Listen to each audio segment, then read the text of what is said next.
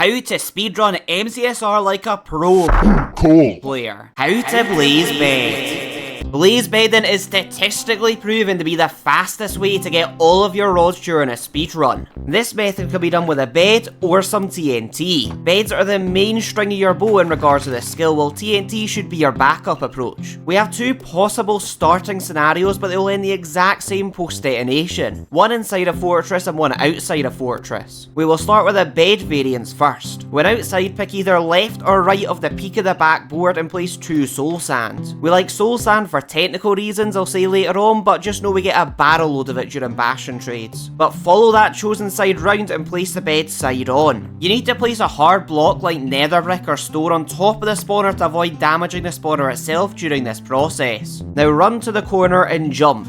When mid-air and your crosshair intercepts the bed, detonate it for the blaze bed. If you're inside with a bed, walk up and hug the spawner. Break the block above you and the block above the spawner. Then place a bed inside of that new gap. You'll notice directly below the pillow is where the spawner is, so place a hard block on top of the spawner to protect it from the explosion. Then mine 1 block down and detonate the bed to complete the blaze bed. If you're using TNT outside, create a heart shape like so, and the TNT will go in the soul sand blocks at the edges. You'll also have 1 more TNT towards the staircase. Soul sand is important as due to it being a special use case for blocks, it's only 87.5% the size of a normal block, it won't blow the spawner up. Light either the left them front or the right them front and run. When you turn around, the blaze bed will be complete. Unlike if I use netherrack inside the soul sand here. The only definitive positive of TNT is it doesn't cause any fire inherently from its explosion. Meanwhile for beds, you do need to put out this fire. This is because fire emits a light level, which negatively impacts the spawner cycle rates. Your final step is to give a greater surface area for the spawner to have to check for a possible positive successful blaze spawn. We're practically going to give the platform some hair with soul sand, and this is in fact a different soul sand benefit to before, and I'll explain that in a second.